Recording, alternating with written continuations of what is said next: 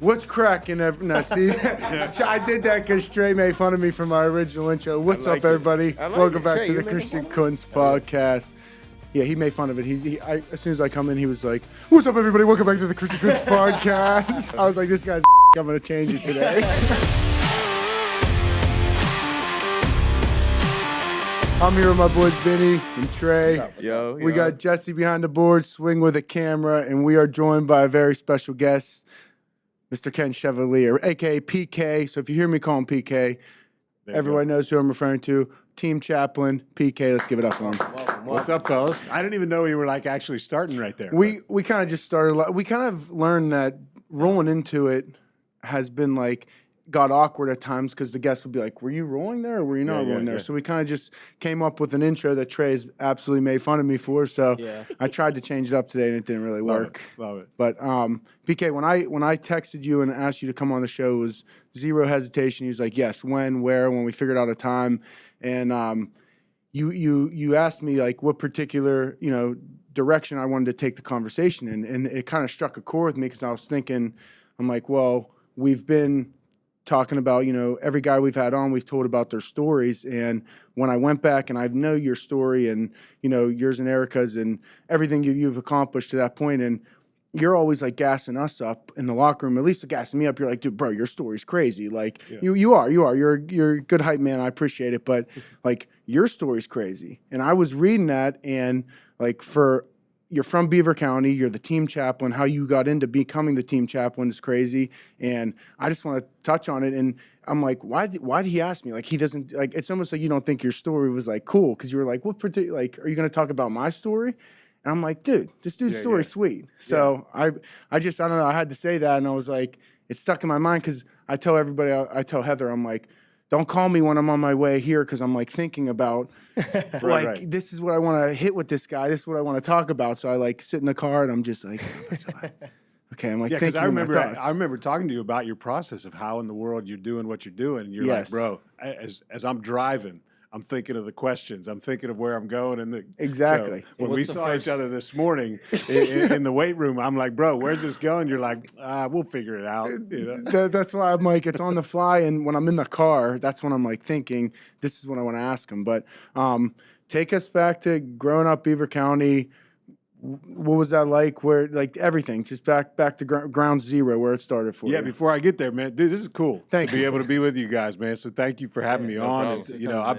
I've been watching, the content, seeing it roll out on social media. I listen to the podcast and what you guys are doing.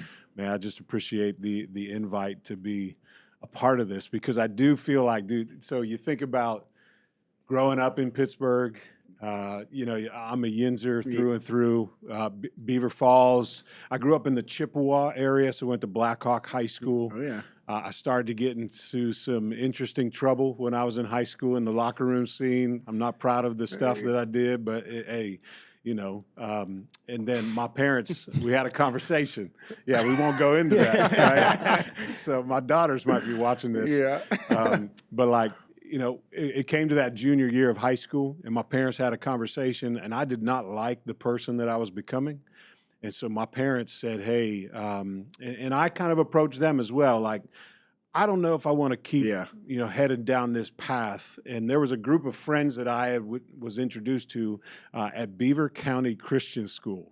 Oh, wow. And I was like, man. So because, the temptation in the locker room, man, it's a lot, as we know. And if you don't got people who are trying to help you steer down the right path, man, it can lead you into some dark places and make you do some really stupid things that you're going to regret. And I knew I didn't want that story for my life. So, man, I transferred to Beaver County Christian School.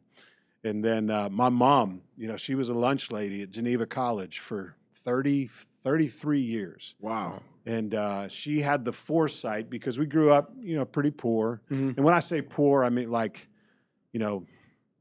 I grew up on food stamps. Yeah. And so she had the foresight to say, man, if she gets a job at Geneva College in the food service, that I would then be able to have the opportunity to go to school to get a college education for free. Wow. So if she don't work there, then I do not have a college education. And so like her foresight, my parents' discipline, to be able to have that kind of just, I don't know, plan for us as kids. Man, if she don't work there, I don't get a college education. And that's where, man, my story, we could take it in so many ways. Yeah, because when you get to Geneva, you meet Erica. Yeah. So then the story, like, not that your story previously, like, to this point hasn't taken off, but from when you meet Erica, that's when it really goes kind of bonkers. And to be, again, I said this off there before, like, PK's cool as shit, so we could talk to him how we talk to him. He's on the sidelines, like, me and him we have conversations on the sidelines all the time, like, during games, practices, like, me and him are always bullshitting, so we could talk to him how we always talk to him. It's not like that's right. He's an NFL chaplain. I was messing with him in the weight room today, saying I was going to show up with my collar on. Yeah, that would have been awesome. Nice. You guys He's out like, "Oh, God bless you all." That's right. I'm like, bringing my holy water up in here. I got a question for you though, kind of based off of that. So I used to work in a church. Okay.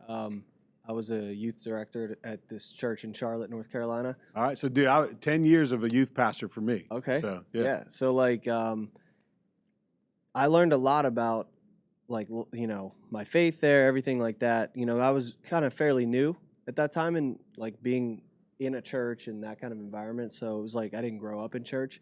One of the hardest things for me was like interacting with people after that like in my previous life, maybe like when I didn't go to church, you know, they felt like they had to act differently around me now because I was in the church. How do you do that with a bunch of, like, how do you get the realness out of, like, athletes and people that are like, oh, I got to be on my P's and Q's around you instead of just being themselves? Like, how do you break through that? Well, even it was just funny because, like, the whole, like, language thing is hilarious because, you know, the locker room culture, man, you know, you're dropping F-bombs, you know, and then all of a sudden I roll in and everybody like, oh, I'm sorry, PK. Yeah. And I'm like, why are you apologizing to me? Yeah, you don't have virgin ears, dude. Yeah, exactly. But to your point, crazy, everybody doesn't know how to handle, like, because to them, there's a certain perception of what, you know, a God guy is either, is that dude going to judge me? Or is it like, man, there's actually something going on inside of me that, like, I actually want to clean up my mouth. I know I probably should, but, like, okay, in this setting, I'm going to be this way. I would never, because I've heard, like, certain coaches say, like, man, I would never speak with a woman like that. So, like, what are those moments that, I don't know, people have their perception of how they should act around, like, God people, whatever that means, church people, because either they're going to get judged or, you know, and that's just not my style. Never has been, hopefully. Yeah, the first meeting he has, you know, we've been here, I think, same amount. Maybe you've been here 1 year longer than I have, I think, I've or a year and a half 6 longer. seasons. Yeah. Every meeting that's opened up with, you know, a training camp, all the staff, faculty, everyone has to kind of introduce, like first day of school, you just introduce yourself, what you do, how you could be of a resource. And PK's always short and sweet, but it's just like, guys, you know, don't feel like you got to act different around me. Just come up to me. So it's like a conversation that me and you would have. Like we would go get a beer. It's not like you have to bow your head before, you know. Yeah. So it's pretty cool. But I feel like people don't think about that stuff. Like people don't think we have, I feel like a lot of people don't even know we have a team chaplain or we do Bible study or how, you know, how many religious leaders we have in the locker room that, you know, people that are outside the locker room have no idea, you know, what's going on in there. And I think that's part of a spot that we'll talk about. Jess, you have something? Yeah, I wanted to say, so like, is it a process that you go through, like where you see the people like actually take off the mask, like you get, you know, kind of interacted with in a certain way? Is it something where you're like, I'm waiting to break through to that person? And then in addition to that, like, how often are you just getting pulled aside and being like, thank you? Like this is, because it's a tough topic. And then for the correlation of sports and religion, so I'm assuming you probably get a lot of heavy conversations and you know when you click with that person, and I'm sure it's a very like raw moment when you get that mask taken off and they're just kind of like pouring out to you, probably hearing stuff that nobody else has ever heard in the world. So it's a lot to carry. Yeah, I think that comes with the role. Right. You know, like everybody's got their perception of what they think of as pastor or priest. And, right. You know, whatever, right? So the Steelers have a team priest, and then Coach Tomlin invited me to come to be the non-denominational chaplain, right? And so, to your point, Christian, like there's a whole bunch of people on the team that they really don't want anything to do with me. Just like, so think about it this way, like, you know, certain dudes might have their own masseuse. Yeah. Right? So they're gonna go to that guy instead of the team guy. And so everybody has a particular background that comes with church, Right. that comes with God, and there's a certain like, okay, this guy's gonna be like that or whatever. So over time, because I've always said this about the currency in the NFL is not actually money, it's trust. And so eventually I gotta earn your trust. I gotta earn guys' trust. It's getting easier for me now because guys like him who have been around for a long time, the veterans, you know, saying, hey, bro, you can trust this guy. He's not your typical, and like, so I don't know what that means. But like if a Cam Hayward is saying you can trust, then, and if an Alex Highsmith is saying you can trust, then all right, you know, it's getting easier, I guess. But those heavy conversations, man, I'm here for it all day. I feel like I'm built for it. Yeah. Because when I do introduce myself to everybody at training camp, when the culture install and all this, I'll basically say something along the lines of like, hey, make no mistake about it. Whatever's going on the inside of you is going to impact that field. Right. So if you're not dealing with what's going on the inside, and I'm not the mental health guy. Yeah. Like that, Dr. we got Nash. a team clinician, man. We got all that. I'm talking about soul level stuff, the stuff that's keeping you up, you know, in the middle of the night. You can't shake it. That's the stuff that I'm here for, because we all deal with it, but why aren't we talking about it? You know, so like I'm just trying to get dudes to that level. Because, you know, NFL players got to the level that they are by the hard work, the discipline, just grinding. Yeah. But at the end of the day, sometimes they have done that and ignored what's going on the inside. So I like to say to guys, hey, man, I'm here for your inside game. Yeah. It was wild. Like, growing up in Pittsburgh, I'm a huge Steelers fan, right? Like I like just black and gold. And so to be able to do what it is that I'm doing right now, like, are you kidding me, bro? What a gift from God this is for me to be able to hang like that, but bring guys to talk about the stuff that like is going to outlast the football. Yep. Because if you're building your foundation on a football, that's going to be gone at some point. Like that. Yeah, NFL, not for long. Ha ha. It's a funny joke, but it's true. Yeah. And you find out very quickly that if you've built your identity, your foundation on a ball, no good. When it's gone, then who am I? I've seen it so many times now, 6 seasons in, starting the 7th, and just going like, man, we gotta dig deeper here, fellas. We talk about a lot, you know, guys getting cut and their journey through in and out of the league, and you see it firsthand. Like, guys that I'm sure you've gotten close with over the years that are no longer on the team, and like how does that kind of wear on you? Like, how do you handle that, and vice versa for them? Do you still kind of keep in I know you keep in contact with everybody. Yeah. So like, shoot a text, you know, out. I was just texting guys on the way up, you know, in the truck, and just shooting out saying, man, praying for you, bro. Yeah. Gonna be watching where you land. So as a relational guy, like I like to go deep in relationships and just be an alongsider. I hate the business of the NFL because you're not in that for relationships. Yeah, it is a performance-driven business. And so sometimes what's beautiful about the NFL then is you can have friendships, you can have, you know, mentor relationships from across the country. Yeah. And that the beautiful thing about technology and staying in touch with people text-wise. That's why, you know, I don't think, you know, when we have chapel the night before the game, I like when we get on the road. And not that I don't like hearing you speak every time, but PK brings in a guest speaker. So we get a chance to listen to somebody's different perspective and story. And we had a theme this year, you know, deflect the glory. And so many people this year, I'm not just saying this, have come back to like the same verses that you were telling us earlier in the year without him telling them what we were talking about. Those people just came in, spoke their word, and it all came back to like the same topic that we were hitting on in training camp when you started. Yeah.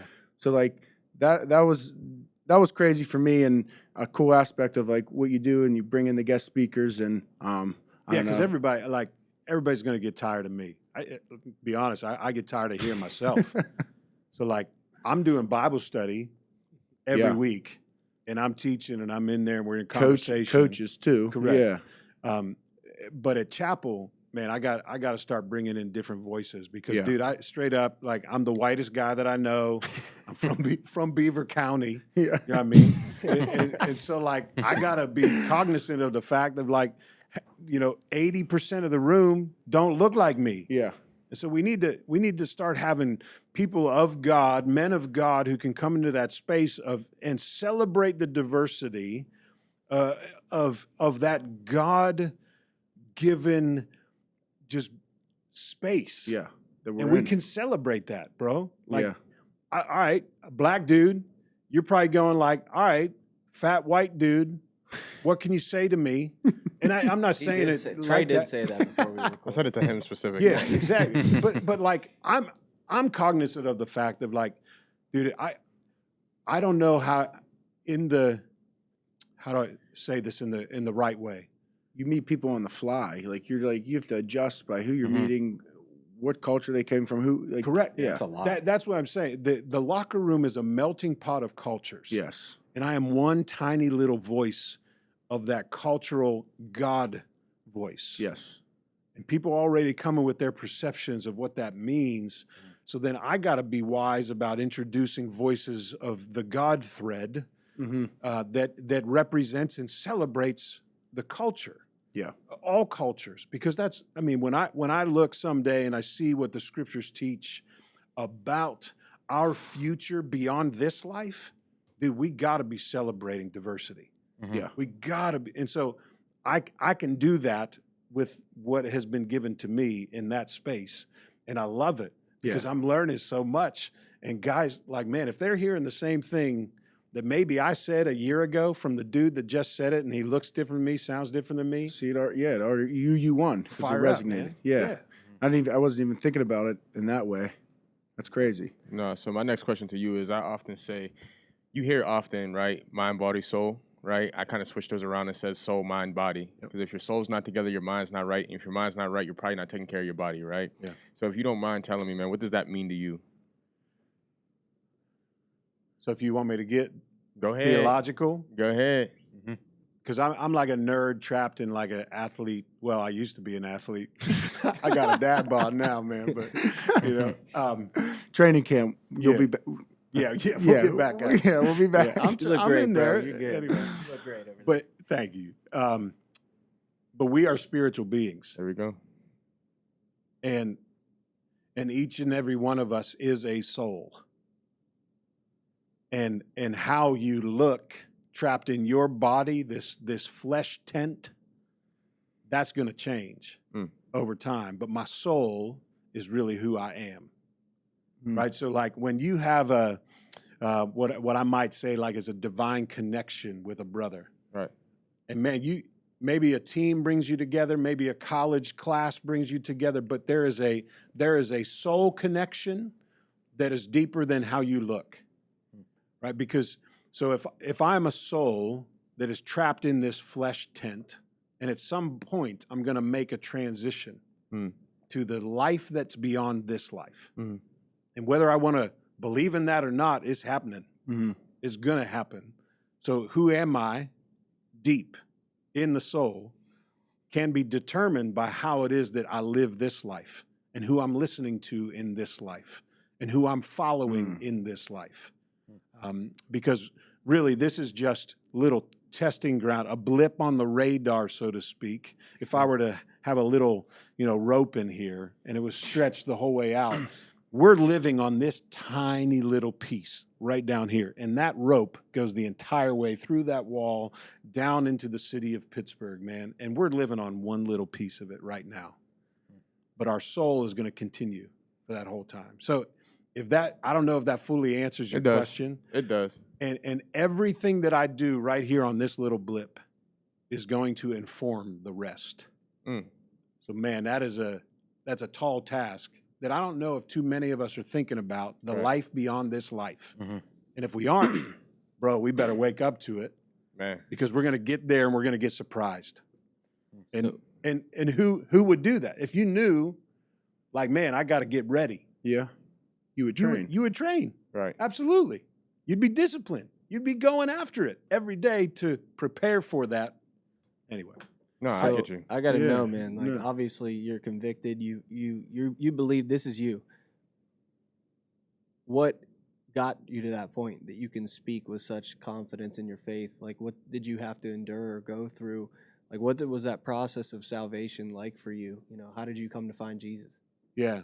So, dude, I grew up in the church, but I became very disillusioned with the church because of what I saw. So, like, as a little kid, man, growing up in a church, going to a church building, you know, Sunday morning, Sunday night, Wednesday night, my dad was on I forget what they called him, deacon or whatever. Mm-hmm. Bishop, Um, deacon.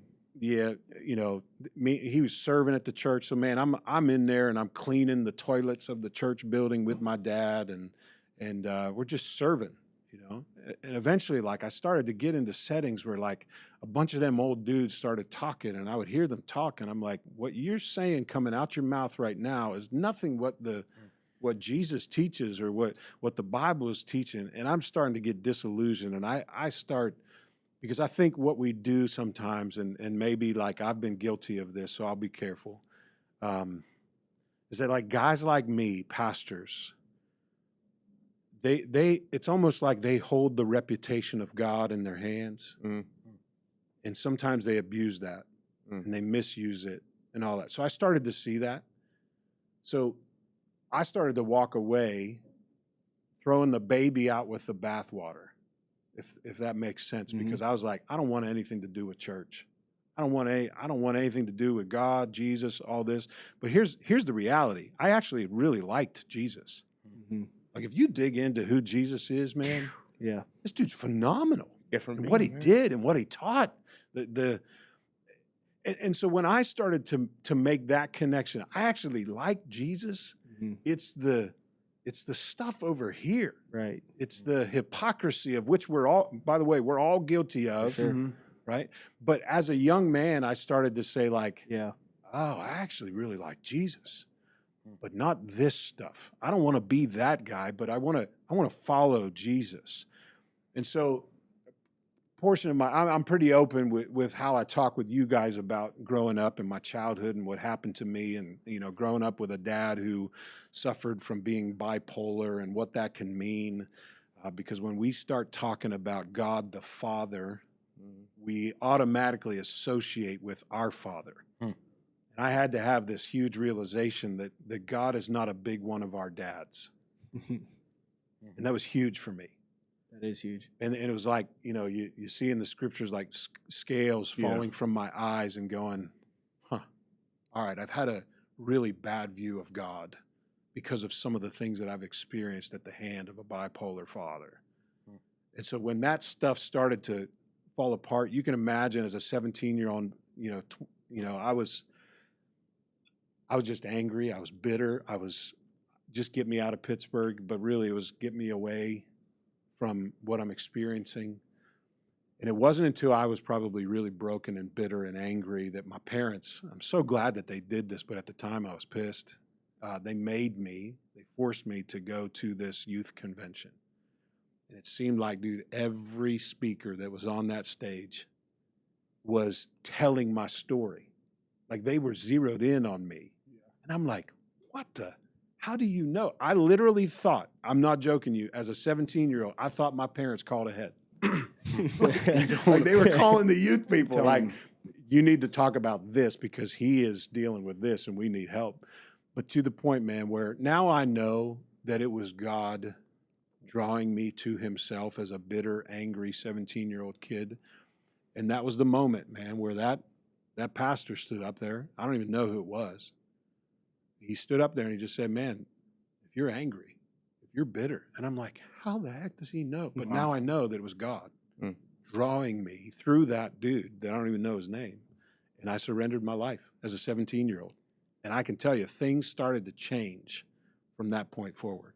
That's where I started. I met Erica 3 weeks after. That's what I was about to just ask you, because I want to get kind Yeah. of back on track to, because we could talk, you could go all day, Yeah. and we could talk and get off topic, but you meet Erica, and his wife's phenomenal. Yeah. Shout out Erica. Absolutely. She does the women's of the team. She's the chaplain for the women's. Oh, wow. Yeah. Yeah, so That's dope. they're intertwined, and it's Amazing. it's a cool thing. Yeah, and how did you meet Erica? I know you had some corny little cheesy Yeah. pickup line. What did you say?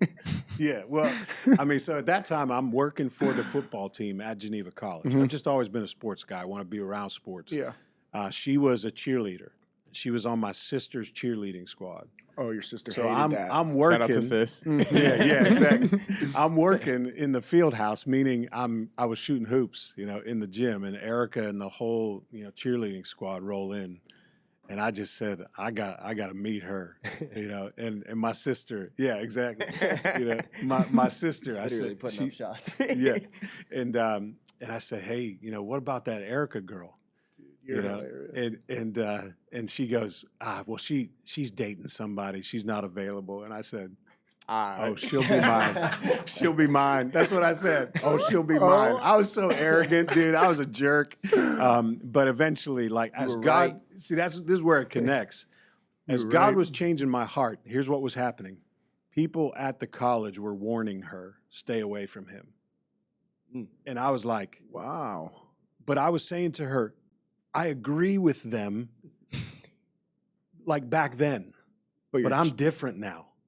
And this is where, like, because I gave my life to Christ, he is changing me from the inside out. So I'm not that old guy anymore. So yeah, you can, I would agree with them. I would not want to hang out with me either. But now let's, move forward. So Erica has seen, well, probably not seen, but has at least been with you in the beginning when it was bad and dark through all the things that you guys have accomplished. Yeah.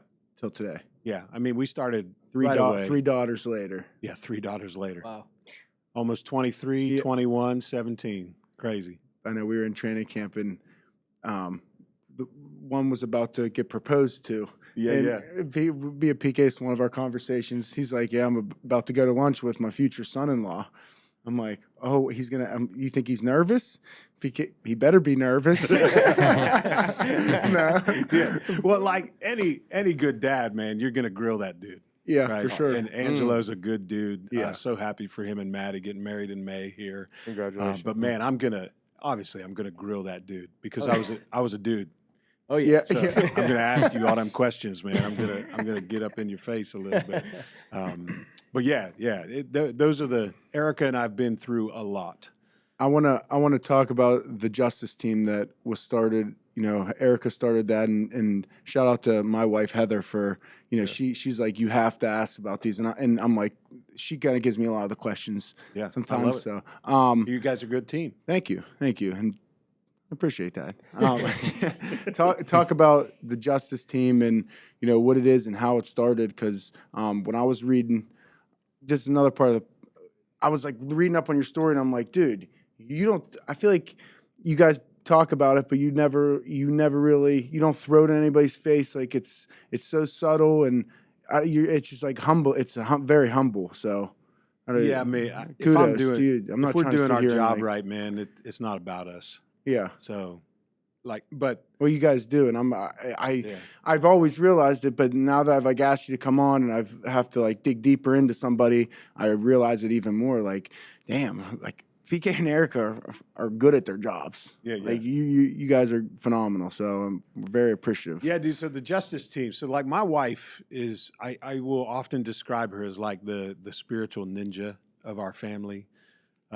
She is a prayer warrior behind the scenes. So like your wife and the rest of the ladies of the organization and you have been prayed for by my wife before you were even on the team, if that makes sense. Yeah. Dudes who are being drafted, she's praying for the guys who are not yet drafted this season, and their ladies that are going to be coming with them. So, back in the day, man, I can't even remember the year, but I was pastor at Northway Christian Community, and she, serving at Pittsburgh Kids Foundation. And there was this, we hosted something at Northway, and there was this moment of what she would describe as God breaking her heart for the reality of human trafficking. And she didn't know what to do with it. It was like this education that human trafficking exists in this world, but not just in this world, like in Pittsburgh. Sure. It's here. It happens, right? And Erica was just basically asking God, somebody's got to do something. What do you want me to do? I'm just, and she would fill in the blank. I'm just, and I think all of us do that, right? We have these shadow moments of, I'm just, even though you're an NFL player, you still have your shadow. I'm just, fill in the blank. And man, God started to break her heart about doing something in the city of Pittsburgh for the victims of human trafficking. She didn't know what to do, so she just started to get a group of women together and to educate. This is happening. You guys know that this is happening. They started reading books and studying the Bible together about what would be a Christian's response to human trafficking. And then it sort of started this network of people who were passionate about how do we help those who are being trafficked in the city of Pittsburgh. And there are refuge homes. How do we start doing this? And dude, all of a sudden, this little spiritual ninja was finding herself at the table of like the human trafficking coalition at the University of Pittsburgh. And in our language, we would say God began to open doors for her to sit at the table with the FBI. That's insane. She had no business, right? She just to use the language, I'm just a pastor's wife. Yeah. I don't belong at a table with the FBI coalition and the government housing authorities that are, starting to work together. And she sort of became the representative of the church, That's awesome. capital C, in Pittsburgh for fighting against human trafficking. And therefore, it sort of became a ministry called the Justice Team. And dude, here's the beautiful thing about it. Whenever there's a victim of human trafficking, that the FBI or whoever, Erica gets a call. She types an email, hits send, and within minutes, I'm talking minutes, the needs are met because of the network that, we'll say it this way, that God put together using Erica to unify multiple churches, multiple nonprofits, and has a seat at the table of what God's doing in Pittsburgh to combat human trafficking. Wow. So, dude, and Erica, bro. Yeah. She's not like some outspoken, No, she's afraid of a microphone, Yeah. man. She don't want to be that person. She wants to be behind the scenes, and all of a sudden, God did what he did, and now they're going strong, man, and they're answering all kinds of calls and all kinds of, providing victim relief, education around the city that this is happening right here, bro. And so Erica's deeply passionate about that. Wow. That's huge, man. I have heard about the human trafficking situation in Pittsburgh, and what most people don't know, it's like one of the most growing cities in terms of human trafficking. Almost, I think we're top 10 or top 5 now, which is crazy. Yeah. But in that conversation, man, just hearing on what you're saying, it's funny how God has a crazy way of speaking to you, right? Like when you ask for something, usually what I say is he'll say the exact same thing that you're looking for through 3 people that don't even know each other. And you're like, right. What should I still do? Me being naive and being a young kid, we all do it. We still don't listen, right? But I feel like he has a crazy way of just speaking to you, man. So I just want to commend your wife on doing something that the world needs, but specifically the city of Pittsburgh needs. And I just remember being in college. I think when I actually met you, which is really weird. I remember being in college and that stat came out. Pittsburgh was one of the most growing cities for human trafficking, and I didn't know that until I recently had looked at that. So I think when we say human trafficking, we automatically go sex trafficking. No, that's a little slice of the pie, man. We got labor trafficking. We got all kinds of different trafficking that's happened man, it's big busts that are happening up in Cranberry and things that it's not just sex trafficking, right? Of little girls or whatever. Man, men and women, all ages, are being trafficked. So, yeah, kudos to Erica for her obedience to step into something that's really hard and messy by simply just asking God, what would you want me to do? And I think Wow. that's like all of us can do that. Right. The issue is, do we have the courage to step into and be the answer? Mm-hmm. Right? I think that's where Erica for a year was going, somebody's got to do something. And whenever, somebody's got to do something about this. And he's like, why don't you do something? I hate that. Right? I know. It wasn't that big of a deal. Never. Yeah. So you and Erica obviously have been on this, faith journey together forever, and you have 3 daughters that we talked about, and I believe one of them is did a ministry, did a trip, or did a trip. Yeah. Has went on trips, mission trips. So, like, what does that mean for you as a father, in seeing your daughters wanting to, follow the same path that you and Erica did? Like, how cool is that for you to be like, okay, was it Ainsley that went on the trip? No, so Kalea. Kalea did, yeah. Well, Okay. both Madeline and Kalea, but you're talking specifically about Kalea. Okay. Because we would have been talking about her in that trip. Yeah. So Kalea, both of my girls, we didn't even plan on this. Maddie did a gap year with what's called, why can't I think of it? Mission to El Salvador. Erica's brother and his wife are full-time missionaries in El Salvador. Wow. I don't know if you guys would hear of Light of Life Rescue Mission. Yeah. Oh, yeah. So if anybody knows Light of Life Rescue Mission, think Light of Life right in the city of San Salvador. So it's almost identical models. Okay. Anyway, good stuff. So Maddie went to intern, did a gap year with them. Kalea, she went with a group called Youth with a Mission. It's the largest missions organization in the world, and they have bases all over the world. She happened to go to the original, which is in Kona, Hawaii. Oh, wow. Right? So, man, somebody's got to suffer for Jesus. Yeah. Go to Hawaii, right? But what they do is they do a discipleship training school where you are, think Bible studies, but times 10 every day for 3 months. Oh, man. So you're almost in seminary. Yeah. But then it's all pointing to you're about to be sent for 3 months on a mission to wherever it is that, is going to open up. Hers happened to be backpacking across Mexico for 3 months. And so to your point about being a dad, Oh, boy. because some of the things that we can see on the Yeah. news You're about. probably petrified. So, but that's the wild thing, man. Like, of course I'm going to be concerned. But man, when she's doing what God has told her to do and where God has sent her, it's not fear. It's Yeah. more like I know how to pray for her, for God to put her in the exact right place. God, I mean, think about it, bro. Like, we think we can protect our kids. Come on. We can't even protect ourselves from the stuff that can come at us, right? Mm-hmm. But like, God loves my daughter way more than I ever will. He'll care for her longer than I ever can.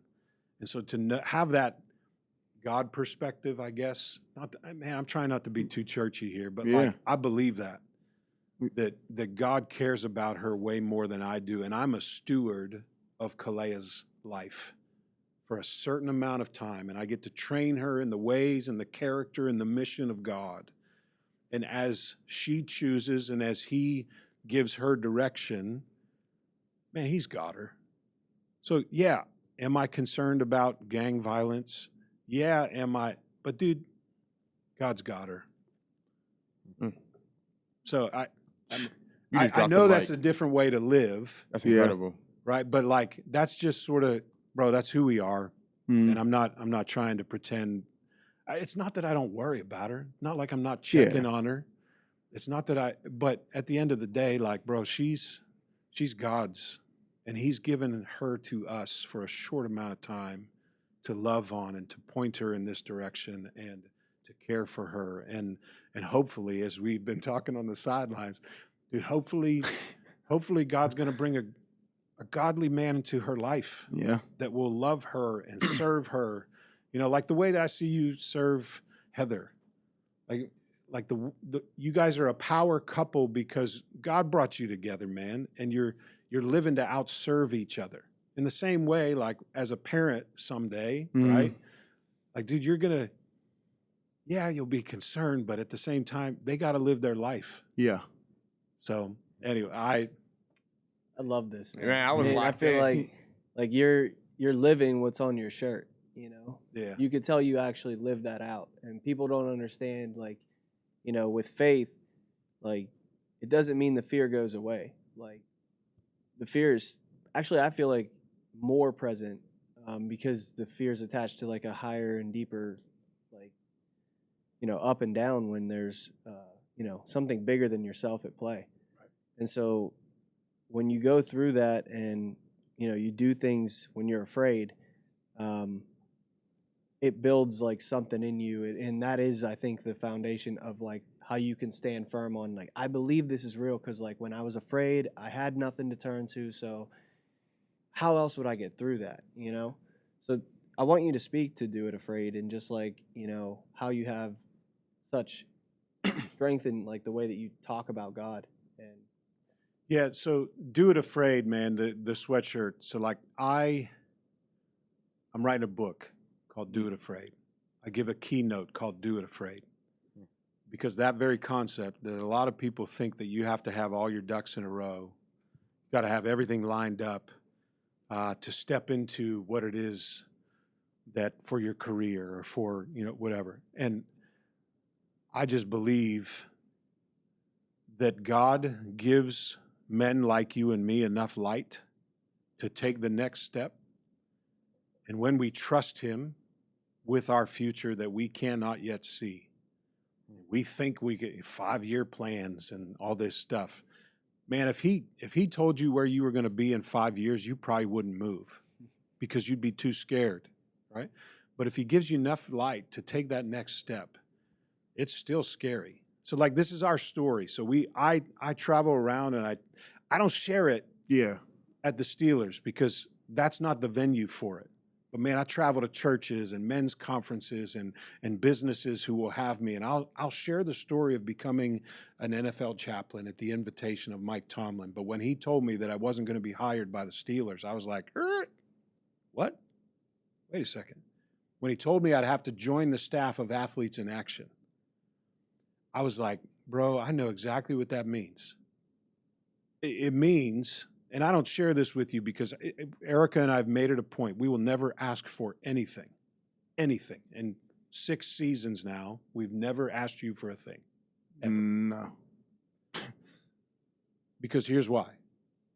To do this role, I got to raise 100% of my salary, of Erica's salary, all of our ministry budget, all of our benefits, all of our health care, all that stuff.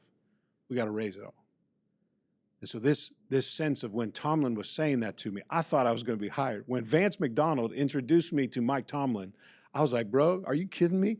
I get to be hired by the Steelers, do what I love to do, encourage men with the word of God. Are you kidding me? I get to do this. But when he threw me that curveball, it was like, if you ever had a conversation in the back of your head when somebody's talking to you and like, you're just Waiting. Yeah. So I'm having a conversation with God, basically going like, dude, I know exactly what this means. And you got to be crazy, God. I got 3 daughters. mm-hmm. I got college. I got weddings. I got financial responsibility. There's no way you want me to step away from a great church with a paycheck, man. I get a paycheck from a church every 2 weeks. It's consistent. I love my role. There's no way you want me to step away from that to raise my salary for a nonprofit, Athletes in Action. You kidding me? But all of a sudden, like God was putting his thumb on the thing that I trust, and that's money. Mm. I trust in money. I trust in a consistency of a paycheck, in a position. Like I don't got to worry about that, man. And when it all boiled down into it, I was trusting in myself to provide for my family. And God in that moment, as Mike T's still talking, and I'm having this whole moment with God, basically God said, are you going to trust me or not to be your family's provider? Mm. And I was like, dang. Yeah. Because it had never like been so real, raw to me. like to do something to step into my God-given calling, I'm going to have to, and fear was all over me for money. How do I provide all this stuff? How do I step into this? I'm going to have to do this afraid. Do I believe in God or not? And the job description of provider is already taken by God himself. Doesn't mean I don't work hard, but I work hard at the assignment that he gives to me, regardless if I'm going to get paid or not. So it was real. So I go around and I talk to people who are in the churches today who are just basically taking up space in a pew, aren't doing anything for God. And I'll say, bro, you need to step out and do it afraid. You know that God's calling you into something. You know that there's a passion inside of you and you're scared to do it. Do you trust God or not? So do it afraid. That's like I just gave you sort of my keynote. I'm a lot funnier. Yeah. You know, I show pictures and whatnot in that keynote, but like, dude, and I want to bring it back to my family, to bring it back to you guys in the locker room. Like, who would I be if I was just like chasing money? If I was just trying to, I'm chasing a platform to be the Steelers chaplain. Like, when you know the reality of like, my position I'm the lowest dude on the totem pole. Dude, I get the seat on the back of the plane by the bathroom. And You got a seat, though. I Get on do the have a plane, seat. baby. And I'm grateful. Mm-hmm. But what kind of message would I have if I was just chasing platform and chasing money? But I don't know, man. If that makes any sense No, of 100%. what You Do It have no Afraid idea. for us We're is, speaking- listen. it's faith that is alive. It's faith that's not just religious activity, checking boxes because we have been discipled that way. Because there's a bunch of dudes that sit up in chapel that think that that's what they're supposed to do, but their faith is dead. And that's a problem for when forever's going to come. You know, I'm sorry. I'm You know, sorry, I I'm know- like no. preaching. My bad, You're man. good. You know, I No, know this is God what- is real, man, is because like you said when you were 17, and you were sitting there and you're like, my mom definitely gave you my notes to speak straight to me. Like, I feel that. You're speaking like straight to me. Right now. And so like, I know you don't know my mom. So like, Yeah. you know what I mean? Like He didn't that's- organize. This wasn't organized because he asked me today, what are we talking about? I said, I don't know. We're just going to go. Well, there's just so much truth in what you said, bro. Like Yeah. you either believe in God or you don't. And like, See, but here's the thing. check Let me that draw so a much distinction. all the time. And I'm sorry to cut you off, but I'm No, so please. passionate about this point because even the demons believe in Jesus. Talk to him. The demons believe in God, bro. But obviously, they're not going to be with him forever. So there's a difference that Jesus, he didn't say, man, I want believers. Jesus said, I want followers. There's an eternal difference between a believer, what I would call a fan of Jesus, and a follower of Jesus. Someone who's actually living their life in a way that's saying, God, tell me what to do, I'm going to do it. I'm not just chasing money. I'm not just chasing platform, prestige, a name on the back of my jersey. No, I want to use our theme, I want to deflect all that glory back to you because I don't belong here. I'm a kid from Beaver County, for crying out loud. You gave this platform for a very specific reason. I cut you off. My bad. Keep going.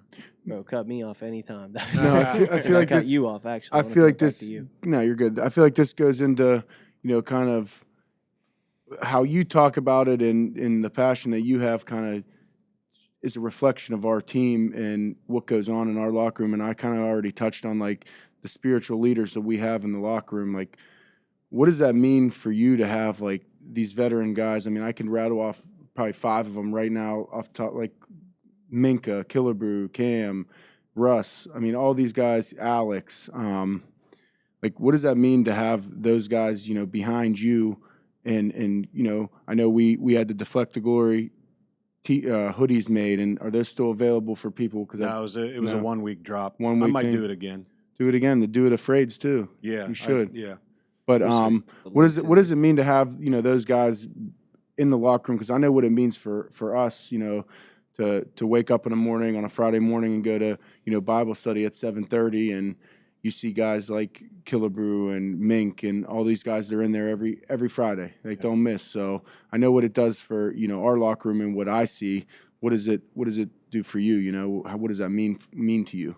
Well, I think a part of my role, man, this is like, especially because they're like the superstars of the team. You know what I'm saying? Yeah. Like, they're not guys that could go out to Giant Eagle and shop like I can. Right. Like, these are guys that can't really step out in public and not get bugged. Yeah. So like that even hits heavier because they are like in the spotlight at all times. Right. So for them to lead that way, and it's a reflection of you. But yeah, touch on what it means to you.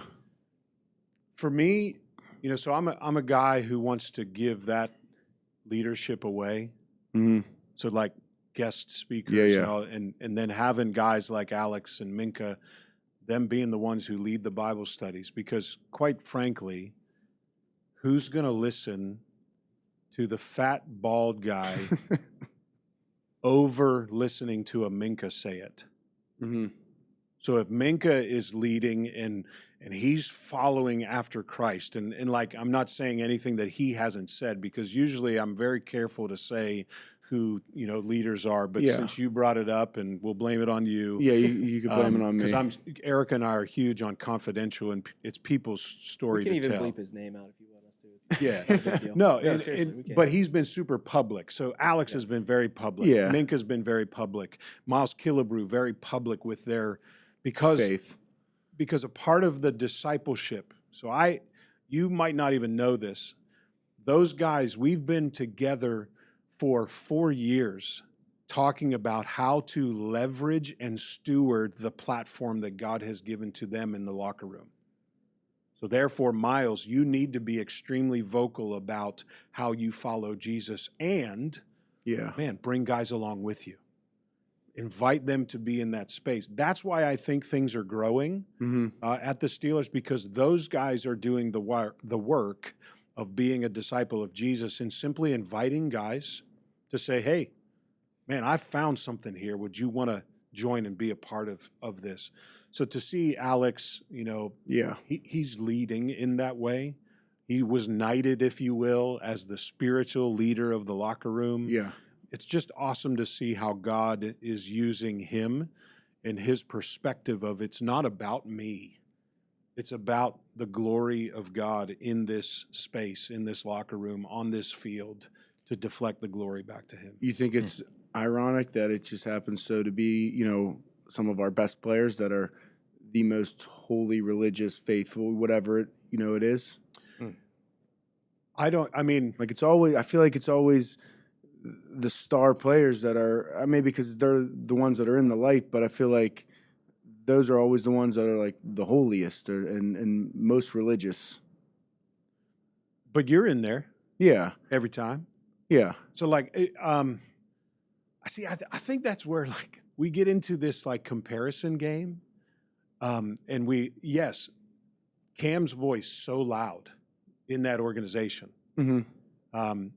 But his voice is just as valuable as a practice squad guy in God's eyes. Mm. If Cam is saying it, a lot more people will follow. Mm-hmm. But he's basically saying the same thing that guy on the practice squad, as he's a running back and nobody knows his name, will never know his name in Pittsburgh Steelers history. Yeah. Right? But dude, he's in his circle of influence, he is also leading and serving. And in God's kingdom, there isn't like, okay, man, he just got 2 and Cam got 10. And you're both using what God has given to you in your circle of influence to serve and to lead. And so you in the same way, man, you are with what God has given to you as the Pittsburgh kid, right? Oh, man. And you take so much crap for that and being a Yinzer and all this stuff. Rare civilian. But what he and Heather are doing in this community, bro, like, don't ever downplay. No. And don't ever feel like, man, I'm not doing what Cam Hayward's doing. You know, bro, take what God has given to you and multiply it, not for Christian's name. Well, that actually, yeah, you know, makes sense. It works out. Yeah, sorry. Yeah, bad pastor jokes right there. But like, not for your name, but to deflect that glory back to God, man. So when you're doing all of that stuff, raising money for research, and Heather, you out-punted your coverage with her, bro. Like, she is an amazing partner for you guys. And as you guys continue to learn each other and serve each other and, man, outserve each other in this city, your legacy of serving in Pittsburgh, it doesn't matter that it's not way up here as Cam Hayward House, all this stuff. But, dude, the impact that you're having on the people that your reach and your touch into their lives, man, don't ever discount it. That made me feel good. Say thank you, Christian. Dang. Thank you. Yes, Yeah. thank you. Well, so here's the thing. Like, you guys know this guy. There's nobody at the Steelers that outworks this guy. We know. Like, his craft and his excellence is rooted, what I feel, is in God's crafting of who you are. Bro, you have worked so hard to get to where you are. Your story is absolutely amazing. And so being a driver, being all this stuff, you spent so much time. But your presence, your light in that locker room, the influence that you have, you might feel like dudes are busting your balls, and all that stuff, but there is a deep respect for you because of who you are and how you've worked and how you treat people. You're not a jerk. There are some guys who treat people very poor. And where do you get that from? It's from how God created you, bro. And so, like, that to me, like, a lot of people need to know that on the Christian Kuntz podcast, man. Thank you. You outwork everybody. You outserve everybody. And you've learned that as a result of how God has wired you, bro. So kudos to you, man. Appreciate it. Christian, question for you. Told you he's a good hype man. How much he pay you? I know. A water bottle. Yeah. I got a question for Christian. How does that make you feel hearing that from the perspective of the pastor? Because honestly, like, knowing you as long as I've known you now, right? Like, you never take credit, which is awesome. That's why I like working with you. You're really cool dude, bro. You're a rare civilian, but when people call you a civilian, everybody's a civilian. You're just rare. You know what I'm saying? So, like, I want to hear what that means to you, because that was crazy. Thank you, because I want to hear what you He needs to hear that. No, it is. It's cool, especially coming from, PK, who's in the locker room, and we joke about being a small piece, but we're a small piece in a huge organization. But for you to say that and from your perspective see that, it means a lot. I don't talk about, like, I do a thankless job. Like, I'm supposed to do that job, Okay, you guys. But He's already doing it again. no, but we'll give the flowers where the flowers are due. Thank you. My story's crazy. It is crazy, and I joke about it all the time. I say, like, it's not real. Like, I get to go in there. Everyone's like, you go in there every day. I'm like, well, that's my job. It's my job to go in there and work out, and, like, I'm here, so why wouldn't I go in? But I don't know. Dude, I'm living. You guys put me on the spot on my own show. Well, dude, but that's the thing. Like, I'm supposed to put them on the spot. Not everybody approaches their job like that. Yeah. That's a fact. A lot of people, so, like, okay, while the paycheck is the paycheck, right? And a lot of people do not approach their craft, their work, with an attitude of excellence. An attitude of, I'm going to outwork everybody. How about this? This is a gift from God that I'm even in this locker room. Like, bro, that's how you work, and that's the difference of what has kept you there, because you realize it's a gift. You realize that you worked your butt off to get there, but God gave you the opportunity. And I love how you're in chapel and Bible studies, and you're going, yeah, I get it. I don't deserve this, but I'm giving him the credit, bro. Yeah. So, well, and you do that in the way that you live. Maybe not the way you talk. Oh, what's up? See, no, that is crazy. That's how you get it in, man. That's how you get it in. Well done, bravo. Look at that job right there. It was just Jeff's the intro. It was just the intro. I'll switch up the intro. Yeah, it was great. Jesse, what do you? Yeah. How they're roasting me over here. Yeah, I listen. This is really an amazing podcast. I could ask you thousands of questions right now, but I do want to just, like, kind of put a bow on this, just with this obviously being a sports podcast. I'm genuinely interested in this as well too. So I want to know what your thought, with the role that you play. What is religion's role in sports? And on top of that, why are sports important? And I just want to hear that from you, because we've heard it from athletes time and time. We could all speculate on that from growing up playing sports, kind of seeing the impact, but, like, For somebody like yourself, I'm really intrigued to hear what those two things mean to you and why it's important and vital. So I'll answer that with a question of what's religion's role, or what is God's role in law? Mm-hmm. What's God's role? What is a Christian's role? If I were to, from my particular religious bent, right? Because I actually, if I were to answer this honestly, which I'll do, I'm not lying, but I hate the word religion. Okay. Because to me, what I subscribe to and who I am has nothing to do with a religious system. I think that's what turned me off. Correct. Was religion. Okay. And people who saw it just as a check the box religious boxes. I'm going to do these certain things, say these certain prayers, but then I'm going to go right outside and I'm going to do whatever the heck that I want. Yeah. Right? Yeah. To me, it's about a relationship with God.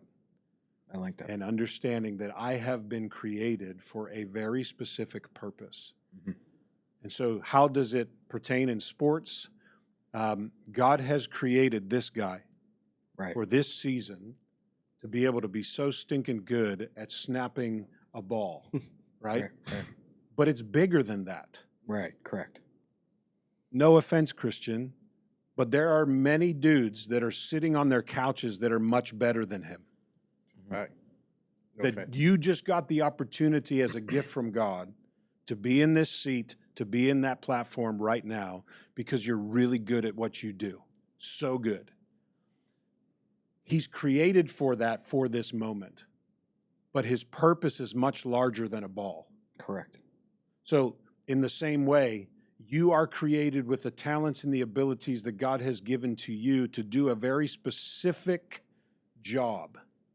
But your purpose is much higher than a job. Agreed. Your purpose is much bigger than a paycheck, than some position. Your purpose will always, well, how do I want to say it? Your purpose might include your job, Correct. but it will never be about you. Yes. So that's where I think, like, you're starting to see a rise maybe in social media where guys are talking a lot about God and they're thanking God, after games and all this. That's always been there, in my opinion. But now we're just seeing it a lot more with social media. So, for instance, the prayer circle after every game has been around since the late 80s, bro. But, man, it's now we're seeing it a lot more. And I as in particular, I want people to see that this is a part of the NFL as well. Mm-hmm. As much as the touchdowns and the big 100%. scores. And, hey, no matter win or lose, we're going out here and we're deflecting the glory because none of us were built. So you were not built for that kind of fame, for that kind of worship, for 3 hours straight. We love you. Let's go. You're the one, right? You got to be quick to realize, not that this is a gift. I got to bend my knee to my Creator and say, I'm deflecting it back to you. Mm-hmm. So all that to say, like, sports in general, dude, I think that God, like, you think about it, that God is the one who created recreation. Right. He created, like, within us these skills and talents. Like, I think he gets joy when Russell Wilson, who's been created, he throws that moon ball. Yeah. Who created the moon? I'm just saying, like Here we go. God gets joy when Russell is doing what Russell was created to do, and he's going, man, I love that. And I love the guy who's doing it. Mm. He gets joy in that stuff. In the same way, when a lawyer's doing what they're doing, when a businessman is doing what they're doing, but it's not about them. Like, that's the difference. When you and I can do what it is that we've been designed to do and realize that it has nothing to do with us, it's about serving other people, and really it's a form of worship. That when I can see Christian go 10 out of 10 of snaps. Good day, PK. But this is what you're designed to do, and you're leveraging it. Not for, oh, look at me, Yeah. right? You're leveraging it because you want to serve the community of which you came from. that's what I don't know if I'm fully answering the question. No, you are. man, but like, You very much are. I think God, we got to understand he is when you connect to God's character and attributes, everything that we do in this life is connected to an attribute of God, and he created us to do that. Think about a master gardener. Like a person who's so good, like I can't. Dude, you're like talking, I feel like, to these two because they're artists. Like I didn't get a chance to take you back there, but you know, Vinny does the Vinny painted paintings. that right there. Bro, you tap into Jesse the heart does- of God in ways that I never will. Because you can visualize. When I think about from my perspective, when God said, I want to see fish. Yeah. And he created fish. Dude, you're creating something. You're tapping into the heart of God because you're creating something. He put that in you, bro. Facts. So do it with excellence and do it as unto you, Lord. Right? So that's how I want to do my role. Yeah. Like I want to enhance the reputation of God in everybody's eyes that I encounter in that space. I'm a guest in that building, bro. I don't even belong in that building. I don't got an office. I don't got a chair, but I'm a guest up in that building. And every day, I tell you this all the time. Yeah. I come into that and I say, God, thank you for the opportunity, for allowing me to be a guest in this building today. And may I enhance your reputation in the eyes of everybody that I encounter. Now, do I do that perfectly? No, but at least that's my heart. Yeah. And I think that's all of us. How we approach our work, how we approach our relationships, how we approach just recreation in general. We need to be careful that it's not about us. Now, we pleasure, let's go, man. Yeah. Let's do the things that we are designed to do, right? Have fun with it. But at the end of the day, are we enhancing God's reputation in the eyes of everybody that is going to encounter whatever I'm creating, whatever I'm talking about, whatever event, man, whatever message that I'm preaching, right? Are we all doing that enhances God's reputation? Because if we're working and we're getting a paycheck from somebody, if I am a follower of Jesus, God created me to make sure that dude never has to worry about if I'm going to do my work with excellence or not. I will be the best employee. Why? Because God created me that way. That's how I should live. Anyway, man, I've done a little bit too much preaching. No, My bad. it's been No, perfect. it's I don't want to keep you here too long. That was money. I feel like we're all sitting here. We're like locked in listening. We're like, we don't know what to say. We're like, yeah. I look at Vinny, and he's like, I mean, I don't have like. that was great. I love this so much, dude. Like I need these conversations to be like more in my life. And I just appreciate you coming in here and speaking like that, because I know it's not easy, you know, to be, like I said at the beginning, like in your position, you're like, of course everybody's gonna ask me about God. Nobody's gonna ask me about, like, you know, who's gonna win the Super Bowl, like, you know, like we want to know those things about you too. Sure. But like for you to come in here and like, you know, just lay it all out there, I appreciate that courage. And, Yeah. Yeah. I just hope to get to know you more Heck because, yeah, man. you know, you're walking where I want to go. Like you're actually following. See, And I believe we have a lot of I conversations like this. believe in our culture today. And I mean, I can keep going, dude. I got time. In the sense of, I believe in our culture today. We've been told as men that we can't have these types of conversation. That for whatever reason, when we start tapping into emotions, when we start tapping into the deep stuff that keeping me awake at night, that I can't go there with you because you might think less of me or you might think a certain way about me. But here, dude, here's what I know. As I get these guys starting to talk just about the stuff that happens to everybody, that's where the trust is formed. That's where the depth of the brotherhood comes. The best thing about the locker room is really not the field and the locker room. Dude, it's the conversations that happen in the hot tub. It's the stuff that like happens at training camp when you're playing, you know, whatever games you are playing. Dude, I can't even tap into those games because I would be so addicted and never talk to my family. But like that's where the money is, man. Yeah. Is in those relationships being built. And as men, we gotta get deeper. Get off of this surfacey relationship stuff, man, because we're created for more. than just, social media scrolling and everybody putting out their best, when on the threshing floor is where actually manhood is. But we don't want to talk about that because we were either taught that, we saw that. Real men don't cry. Real men don't share their emotions. Screw that, man. Yeah. I don't believe that for a second. I love it so much. I cried for like 2 hours today. So this is like, This has just been a privilege to hang with you guys, man. And Christian, I love you, Yeah. brother. I love you and PK. Heather mean so much to Erica and me, and just appreciate the opportunity to No doubt. come on your podcast. I man. know, This I is know. a dream come true for me today. Well, thank Let's you, go. boys. Thank you guys as always. This season 1, episode 32. Shaquille O'Neal with the magic. 32. Wow. Let's go. That's You didn't what I go did. Franco Harris? Boom. And Franco, of course. Come on, man. Two. Did I mess up your outro? No, it's all right. They got it. All right. Like, share, subscribe, retweet, all that stuff. Do all that shit.